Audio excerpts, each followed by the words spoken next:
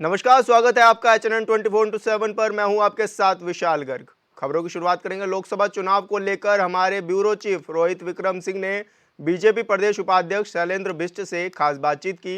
इस दौरान शैलेंद्र बिष्ट ने कहा कि केंद्र सरकार के लिए गए सकारात्मक निर्णय और योजनाएं आगामी लोकसभा चुनाव में पार्टी को जीत दिलाएंगी।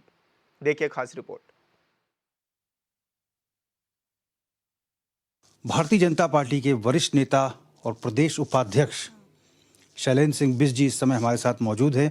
आगामी लोकसभा चुनाव करीब है, लिहाजा सभी बड़े नेताओं का रुख इस समय राजधानी देहरादून की ओर है और बिष्ट जी से हम जानने का प्रयास करेंगे कि आखिर वो क्या चमत्कारी व्यक्तित्व है प्रधानमंत्री नरेंद्र मोदी का कि हर जगह मोदी मोदी हो रहा है और दूसरे दल के लोग छोड़ छोड़ के भारतीय जनता पार्टी का दामन थाम रहे हैं। बिष्ट जी, ऐसा क्या मैजिक है मोदी मैजिक में? देखिए, आप इन 9 सालों में आपने देश के अंदर जो विकास की गति को देखा होगा, और मैं उदाहरण उत्तराखंड प्रदेश का देना चाहता हूं कि उत्तराखंड प्रदेश में चाहे औलेदर रोड की बात करें, चाहे हम रेलवे कर्णप्रयाग रेलवे ट्रैक की बात करें, और बहुत सी ऐसी चीज़ें हैं कि जहां हमें साफ तौर से विकास की चीज़ दिखती है। माननीय मुख्यमंत्री के कार्यकाल में जिस तरह से पुष्कर सिंह धामी के कार्यकाल में एक इन्वेस्टर समिट हुआ है, आप देख सकते हैं कि उत्तराखंड में हरिद्वार से लेकर देहरादून के बीच और देहरादून शहर के अंदर जो एक कायाकल्प हुआ है, तो लोग कह भी रहे हैं कि पहली बार एक स्मार्ट सिटी जो कहते हैं कि देहरादून को, वो नज़र आ रही है उनको। तो ये हमारे जो वरिष्ठ नेता हैं उनके ही हमको जो काम करने का तरीका सिखाया जाता है, राष्ट्र के प्रति अपना लगाव होना चाहिए, अपनी पार्टी दूसरे नंबर पे, तीसरे नंबर पर हम स्वयं को रखते हैं। यही हमारी भावना है कि हम कार्यकर्ता बेस्ड पार्टी अपने अपने क्षेत्रों में जाते हैं, अपने अपने बूथों में जाते हैं और काम अपने पार्टी और देश के लिए करते हैं। बिष्ट जी, अभी 3 राज्यों में जो विधानसभा चुनावों में बीजेपी ने परचम लहराया है, मध्य प्रदेश, छत्तीसगढ़, राजस्थान। मोदी जी ने कहा कि मोदी की गारंटी सबसे बड़ी गारंटी है। युवाओं में, खासतौर पर महिलाओं में मोदी जी के प्रति बहुत ज़्यादा विश्वास बढ़ा है। क्या फैक्टर आप मानते हैं कि इतना जन समर्थन मोदी जी को मिल रहा है? देखिए, आज़ादी के बाद पहली बार ऐसा हुआ है कि देश अपने स्वाभिमान के साथ खड़ा है। हम बात उत्तराखंड प्रदेश की करते हैं, एक अपने आप में एक युवा प्रदेश है, और उत्तराखंड प्रदेश के अंदर 70 से 75% यहाँ पे युवा हैं जो लगातार अपने क्षेत्रों से पलायन करके अन्य क्षेत्रों में रोजगार के लिए तलाश में जाता था। क्योंकि मैं स्वयं साइंस का छात्र रहा हूँ, तो मुझे ये पता है कि जो ग्राफ नीचे से ऊपर की तरफ चलता है वो विकास का ग्राफ होता है। लेकिन उत्तराखंड प्रदेश बनने के बाद यहाँ का युवाओं का पलायन नहीं रुका। उस विकास को सही मायनों में पहाड़ की जवानी और पहाड़ का पानी जो रोकने का काम किसी ने किया है, वो देश के प्रधानमंत्री आदरणीय नरेंद्र भाई मोदी ने किया है। आज सम्मान उत्तराखंड प्रदेश को कहीं मिला है। आज सैनिक धाम के रूप में उत्तराखंड प्रदेश का हर एक परिवार 70 से मुझे लगता है कि 50% लोग हमारे सैनिक पृष्ठभूमि से हैं, और मैं स्वयं ऐसे परिवार से आता हूँ। अगर उनको सम्मान देने का काम कोई करता है तो देश का प्रधानमंत्री नरेंद्र भाई मोदी करता है। क्यों नहीं हम नरेंद्र भाई मोदी के कदमों पे, नरेंद्र भाई मोदी के कहने पे देश के लिए काम करें। आज अगर युवा बेरोजगार की तरह घूम रहा युवा, और उसको एक स्किल का एक मंच देने का किसी ने काम किया हो, देश के प्रधानमंत्री नरेंद्र भाई मोदी ने किया। अगर सीमांत किसानों की चिंता किसी ने की है तो देश के प्रधानमंत्री नरेंद्र भाई मोदी ने की है। आज मेरी माँओं का जो 500 सालों से एक बड़ा सपना था कि राम मंदिर का, कि जो आज हम रामलीलाओं के माध्यम से, जागरण के माध्यम से, अपने मंचनों के माध्यम से राम को जिंदा किए बैठे थे, लेकिन आज सही मायने में देश का वो स्वाभिमान और देश का पुरुषोत्तम राम अगर किसी ने हम हिंदुओं को दिया है, वो देश के प्रधानमंत्री नरेंद्र भाई मोदी ने दिया। तो क्यों नहीं नरेंद्र भाई मोदी नमो नमो क्यों नहीं होगा? कारण यही है कि देश की हर एक धड़कन को समझने वाला, देश के हर एक बच्चे की चिंता करने वाला अगर नरेंद्र भाई मोदी है तो देश तो साथ चलेगा ही। बिष्ट जी, आपने बहुत बढ़िया जवाब दिया कि जो भगवान रामलला जो त्रिपाल के नीचे रहा करते थे, 500 साल बाद लगभग अब उनका मंदिर का उद्घाटन होने वाला है 22 जनवरी को। आपको लगता है कि जब ये उद्घाटन होगा तो पूरा देश और विदेश में जहाँ भी सनातनी रहते हैं सब जगह हिंदूमय माहौल हो जाएगा, और लगता है कि ये टर्निंग पॉइंट होगा, एक बार फिर से प्रचंड बहुमत की सरकार जो है केंद्र में मोदी जी के नेतृत्व में बनेगी। उस समय का दृश्य क्या होगा, क्या आकलन करते हैं सर? आपने देश की आज़ादी के बाद जो हमें जो पाठ्यक्रम पढ़ाया जाता था वो सनातन धर्म से बिल्कुल अलग छटके था। औरंगजेब महान हो गए, अशोक उसको छोड़ा गया, बाबर महान हो गए। लेकिन जब हमारा छत्रपति शिवाजी, राजा जो थे हमारे रामचंद्र जी, इनको अगर दरकिनार किया गया तो कहीं राजनीति का एक बहुत बड़ा कारण था।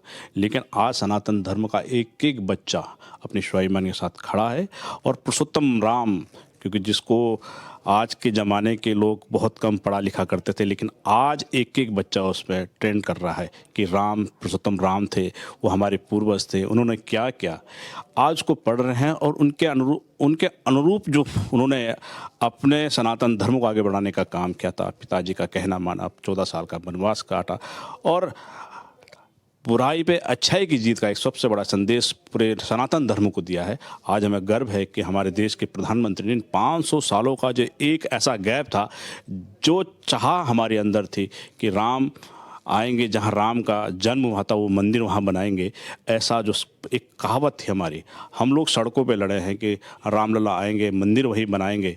आज हम उसमें हमारा वो सपना पूर्ण साकार हो रहा है। सिर्फ एक ही कारण है कि देश के प्रधानमंत्री नरेंद्र भाई मोदी के कारण। बिज जी, अब अगर संगठन की हम बात करें तो चाहे चुनाव हो या चाहे चुनाव ना हो, भारतीय जनता पार्टी बूथ पर, अपने मंडलों पर बहुत काम करती है। इस समय क्या स्थिति है उत्तराखंड में? बूथ अध्यक्ष कितने एक्टिव हैं? आपके मंडल के जो प्रमुख हैं कितने एक्टिव हैं? शक्ति केंद्र, पन्ना प्रमुख, ये आपके ग्रास रूट के कार्यकर्ता हैं जो पार्टी को जीत दिलाते हैं। आप लोग कहते भी हैं मेरा बूथ सबसे मजबूत और बूथ जीता तो चुनाव जीता। देखिए देश की जब से हमारी भारतीय जनता पार्टी, हमारी एक पार्टी जो सदन में एक क्षेत्र के विकास के बारे में आवाज़ उठाती थी, हमने कभी चिंता जिले की टीम के लिए की। आज सौभाग्य यह है कि देश के अंदर हमारा बूथ का तो कार्यकर्ता है, लेकिन हर पन्ने तक, पन्ने की टोली तक बन गई है। ये भारतीय जनता पार्टी की सबसे बड़ी देन है, क्योंकि ये कार्यकर्ता बेस्ड पार्टी है। कार्यकर्ता है तो स्वयं में पार्टी है, और कार्यकर्ता जब बूथ से नीचे पन्ने तक आ जाए तो मुझे लगता है कि भारतीय जनता पार्टी को कोई नहीं रोक सकता। हम अपने प्रदेश के डबल इंजन की सरकार कहते हैं, हर प्रदेश अपनी डबल इंजन की सरकार कहता है, और विकास जरूर होगा जब एक बूथ का हर एक पन्ना का भारतीय जनता पार्टी स्वरूप में आ जाएगी। तो मुझे लगता है कि भारतीय जनता पार्टी हमारे आने वाली लोकसभा 2024 की लोकसभा है, हम निश्चित जीतेंगे और बहुमत रूप से सरकार भी बनाएंगे। बिजी, 2022 के विधानसभा चुनाव से पहले मुख्यमंत्री पुष्कर सिंह धामी ने कहा था, हालांकि उनका टेन्योर बहुत छोटा था, लेकिन उन्होंने कहा था कि हम यूनिफॉर्म सिविल कोड लेकर आएंगे। जनता ने बहुत सराहा, प्रचंड बहुमत की सरकार बनी, सबसे कम उम्र के अब तक के मुख्यमंत्री हैं, और मिथ एक टूटा है, दोबारा किसी राजनीतिक दल ने सरकार बनाई है, दोबारा वो सीएम बनते हैं। और अब जो है यूसीसी का ड्राफ्ट लगभग तैयार हो चुका है। आपको लगता है यूसीसी के आने से क्या कितना परिवर्तन होगा राज्य में? क्या ये पूरे देश के लिए मॉडल बनेगा उत्तराखंड का यूसीसी का जो ये ड्राफ्ट है, और कितना महत्वपूर्ण मानते हैं ये उत्तराखंड की अगर लिहाज से देखा जाए तो? देखिए, मैं यूसीसी के प्रस्ताव जो बिल्कुल फाइनल स्टेज पे है, मैं अपने प्रदेश के मुख्यमंत्री आदरणीय पुष्कर सिंह धामी जी को साधुवाद देना चाहता हूं कि आपने उत्तराखंड का एक गौरवशाली जो पल है हम लोगों के लिए, कि उत्तराखंड सरकार ने एक ऐसा महत्वपूर्ण विधेयक पास करने वाली है, यूसीसी समान नागरिकता, उसमें कि हर एक को अपना मौलिक अधिकार का अधिकार है। अगर हम हिंदू हैं तो हमारा जो अधिकार जो हमें दिया गया, जो हमारे नियम संविधान हमारे पे लागू होता, अन्य किसी पे भी लागू हो, ऐसा अधिकार अगर उत्तराखंड प्रदेश अगर पूरे देश के आगे एक मिसाल देता है, तो मैं अपने प्रदेश के मुखिया और अपने सरकार को और अपने भारतीय जनता पार्टी के तमाम सीनियर लीडरों को साधुवाद देना चाहता हूँ, बहुत बहुत धन्यवाद भी देना चाहता हूँ। बिजी, प्रधानमंत्री मोदी कहते हैं कि अगला दशक जो है उत्तराखंड का दशक होगा, और हमने देखा है कि मुख्यमंत्री पुष्कर सिंह धामी जिस भी विभाग को लेकर बजट मांगते हैं, चाहे स्वास्थ्य विभाग हो, चाहे वो ऊर्जा हो, वो तुरंत स्वीकार हो जाता है, कोई दिक्कत नहीं आती है। आपको लगता है कि ये अनुकूल परिस्थितियां हैं प्रदेश के लिए, और इससे कहीं ना कहीं उत्तराखंड की जनता के भीतर जो है डबल इंजन के प्रति विकास बढ़ रहा है, वो जो विश्वास बढ़ रहा है? देखिए, ऐसा है कि देश के प्रधानमंत्री जरूर गुजरात में पैदा हुए हैं, लेकिन उनका मन मस्तिष्क और जो एक जुड़ाव उत्तराखंड प्रदेश से है, वो चाहते हैं, क्योंकि उन्होंने यहाँ बहुत प्रवास किया है, यहाँ की विडम्बनाएँ देखी, यहाँ की पगडंडियाँ देखी, वो विकास को तरसता हुआ उत्तराखंड देखा है, तो उनको ये लगता है कि उत्तराखंड विकास में एक आगे जाना चाहिए। एक छोटा युवा प्रदेश है, युवा मुख्यमंत्री है, युवा संगठन के अध्यक्ष हैं, तमाम युवा यहाँ पे हैं। तो मुझे लगता है कि वो युवाओं को देश के अंदर साथ साथ उत्तराखंड प्रदेश के युवाओं को भी साथ देना चाहते हैं एक विकास के रूप में। और मुझे पूर्ण विश्वास है जो आने वाला दशक है उत्तराखंड प्रदेश का दशक होगा, क्योंकि जब युवा ठान लेता है तो करके दिखाता है। प्रधानमंत्री नरेंद्र मोदी का एक वक्तव्य हमने सुना था इन्वेस्टर्स मीट के दौरान, और आप जैसे पदाधिकारियों पे, तमाम कार्यकर्ताओं पे बहुत विश्वास करते हैं। उन्होंने सीधे कह दिया था कि जो अगली तीसरी सरकार भारत में आएगी उसके दौरान, उसके कार्यकाल के दौरान भारत देश की सबसे बड़ी अर्थव्यवस्था होगी। यानी कि दोबारा ये उन्होंने कहा था कि तीसरी सरकार जो है बीजेपी की ही आने वाली है, इनडायरेक्ट वे में कह दिया था। इसको किस रूप में देखते हैं सर? देखिए, ऐसा है कि प्रधानमंत्री जी ने कहा था कि आने वाला समय विश्व की 3 जो महाशक्ति है आर्थिक, उसमें भारत का नाम होगा। लेकिन 3 में पहला भी हो सकता है, तो ये सोचने वाली बात है। उन्होंने 3 में कहा था, तो मुझे पूर्ण विश्वास है अपने प्रधानमंत्री जी को कि विश्व के अंदर पहला नंबर पर भारत की अर्थव्यवस्था आएगी। मुझे पूर्ण निश्चित उसमें विश्वास है। जी, आपके तमाम जो वोटर अवेयरनेस कार्यक्रम हो, महा जनसंपर्क अभियान रहे हो, आप लोगों के निरंतर ये कार्यक्रम जारी रहते हैं। महा जनसंपर्क अभियान कितना सफल रहा, और इस समय वोटर अवेयरनेस जो कार्यक्रम आपका चल रहा है, तो ये 10,000 जो नए मतदाता बनाने का प्रत्येक विधानसभा में आपने लक्ष्य रखा है, ये पूरा हो पाएगा? देखिए, युवा मोर्चा को एक कार्यक्रम दिया गया था, ये लक्ष्य 10,000 विधानसभा के अंदर नए कार्यकर्ताओं, नए मतदाताओं को जोड़ने का और उन मतदाताओं के से एक संवाद करने का कि देश के प्रधानमंत्री ने, प्रदेश के मुख्यमंत्री ने हम जैसे युवाओं के लिए क्या क्या काम किए। आपको पता है कि नकल विरोधी कानून आया, आपको पता है कि चितित में 33% जो महिलाओं को आरक्षण मिला है। ऐसे तमाम ऐसे मुझे लगता है कि प्रदेश और सरकार, केंद्र की सरकार ने हम युवाओं को दिया है। महासंपर्क अभियान के माध्यम से हम लोगों से मिल रहे हैं। देश के प्रधानमंत्री, मुख्यमंत्री के क्या क्या कार्यक्रम है वो हम बूथ तक ले जा रहे हैं। ऐसे ही हम कहीं ना कहीं अवेयरनेस के माध्यम से हमारा ब्लड डोनेशन का काम होता है। हमारा सबसे बड़ा जो काम है, मुझे लगता है कि उत्तराखंड प्रदेश के अंदर स्वास्थ्य बीमा योजना, आयुष्मान कार्ड हर एक घर तक है। अगर लाभार्थी देखा जाए, अगर कोई बात करे अलग अलग क्षेत्रों में, लेकिन मुझे लगता है कि उत्तराखंड प्रदेश के अंदर हर एक परिवार के अंदर आयुष्मान कार्ड है। आज सही तरीके से अगर किसी में विविधा आती है तो ये पूरा का पूरा श्रेय देश के प्रधानमंत्री और हमारे मुख्यमंत्री को जाता है कि अटल आयुष्मान कार्ड के माध्यम से आज प्रदेश के स्वास्थ्य की चिंता करने वाला कोई है तो हमारे देश का प्रधानमंत्री आदरणीय नरेंद्र भाई मोदी है। जी, अब देखिए, वोट का जो परसेप्शन है वो बदल गया है। अब राज्य के मुद्दे, केंद्र के मुद्दे, सभी को ध्यान में रखकर जनता पोलिंग बूथ पर जाती है, अपनी वोट का प्रयोग करती है। आपको लगता है कि मुख्यमंत्री पुष्कर सिंह धामी एक पहले ऐसे मुख्यमंत्री है जिनकी चर्चा पूरे देश में होती है? उनको हर कोई, योगी जी के बाद अब सीएम धामी जो है एक स्टार प्रचारक बीजेपी के बन चुके हैं और हर कोई उनके जयकारे लगाता है जब भी वो पहुंचते हैं। लैंड जिहाद जो इतना बड़ा मसला था, एक तरफ तो हम उनका जो सौम्य व्यक्तित्व है वो देखते हैं और एक तरफ वो कड़ाई से निर्देश भी देते हैं। जो लैंड जिहाद पर जो अवैध कब्जे हो रखे थे, अवैध मजार लोगों ने बना रखी थी और वसूली का अड्डा बना रखा था, इन चीज़ों को, सरकारी भूमि को जो उन्होंने मुक्त कराया, आपको लगता है कि ये तमाम चीज़ें ऐसी हैं जिससे जनता के मन में विश्वास बढ़ा है राज्य सरकार का? बिल्कुल। लैंड जिहाद जिस तरह से उत्तर प्रदेश की जो सीमांत क्षेत्र हैं और उत्तराखंड के अंदर गांव-गांव, और मुझे बड़ा अचरज सा ये भी होता है कि उत्तराखंड प्रदेश का 70% जो वन क्षेत्र है, उन वन क्षेत्रों में भी उन्होंने अपनी मज़ारें बना दी थी। सरकार ने अपना काम किया, अतिक्रमण हटाया। वो किसी जाति और धर्म से नहीं था, लेकिन जब सरकार की उसमें कोई अतिक्रमण कर लेगा तो सरकार का काम होता है उसको हटाने का।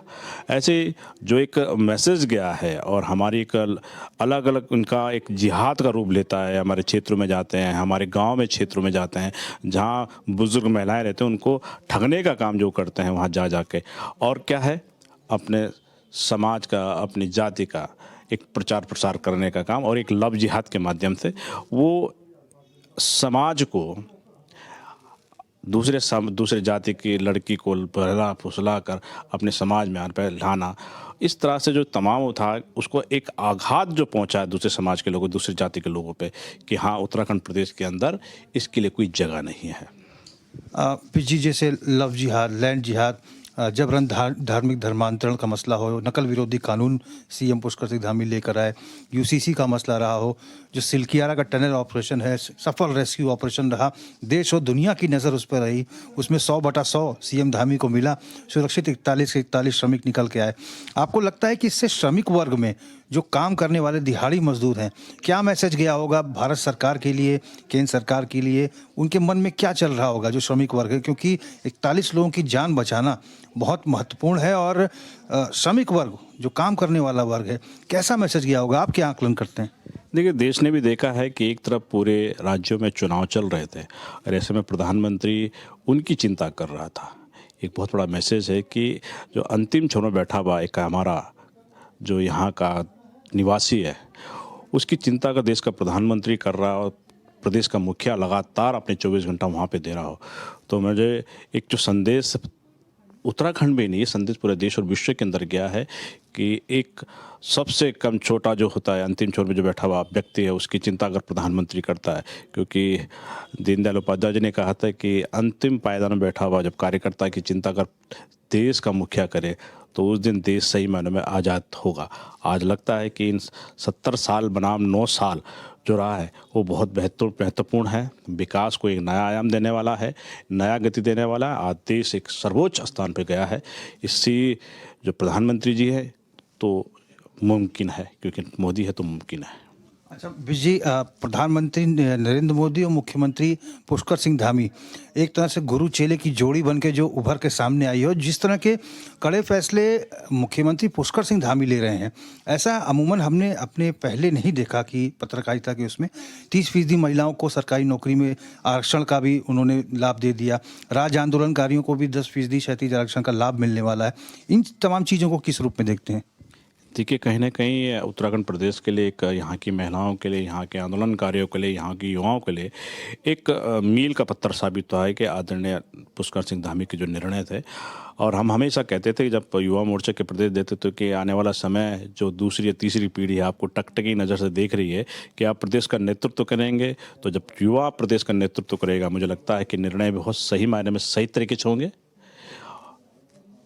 अच्छा विज जी, एक महत्वपूर्ण सवाल ये भी है कि जहाँ विपक्ष में नेताओं का अभाव है, बड़े नेता जो है उत्तराखंड का रुख नहीं कर रहे हैं, यहाँ के जो संगठन के बड़े नेता हैं वो न्योता भी देते हैं तब भी नहीं आ रहे हैं। एक शिगुफा छोड़ा गया राहुल गांधी आएंगे, लेकिन भारतीय जनता पार्टी की तरफ अगर देखते हैं, चुनाव नहीं भी होता तब भी आपके रोस्टर के तहत बड़े नेता आते रहते हैं, चुनाव में गतिविधियां बढ़ जाती हैं, प्रधानमंत्री आए, गृह मंत्री आए, तमाम बड़े नेता आए, लोकसभा सीटों के सम्मेलन भी आपके हो गए। आपको लगता है इससे कार्यकर्ताओं का मनोबल बूस्ट होता है बड़े नेताओं के आने से? बिल्कुल बूस्ट होता है जी, और कार्यकर्ता लगातार अपने क्षेत्र में काम करता है। भारतीय जनता पार्टी जिस दिन चुनाव जीतती है उसके दूसरे दिन चुनाव पे लग जाती है, क्योंकि कार्यकर्ता बेस्ड पार्टी है। तो ऐसा है कि ये तो संगठन का एक रीति है, कार्यक्रम बनाना, कार्यक्रम पर लगना। और मुझे लगता है कि हमारे प्रदेश के प्रभारी और बड़े नेता इसी कार्यक्रम के लिए आते हैं, जो बड़े बड़े कार्यक्रम यहाँ पे लगे होते हैं। तो उससे क्या होता है कि वो प्रदेश से जिला, जिले से मंडल, मंडल से बूथ पे जाते हैं और बूथ से जो सब पन्ना तक से चले जाता है। तो कार्यकर्ता नीचे से लेकर राष्ट्रीय लेवल तक का कार्यकर्ता चार्ज रहता है, अपने काम के प्रति ईमानदार रहता है, क्योंकि उसे ठोस आने वाला जो समय है हमें एक बड़े भूमिका में आना है इस देश को, तो इसके लिए हम लगातार काम करते हैं।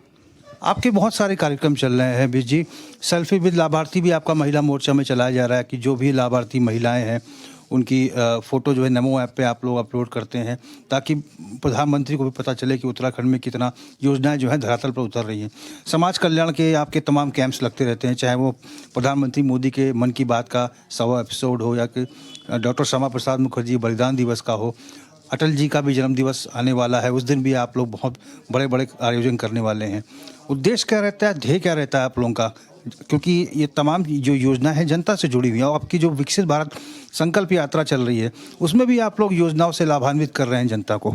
देखिए, हाँ, एक गीत है, चरेवेती चरेवेती, सतत चलना सतत चलना। हम लोग को निरंतर काम करना पार्टी के लिए, हमको निरंतर काम करना संगठन के लिए।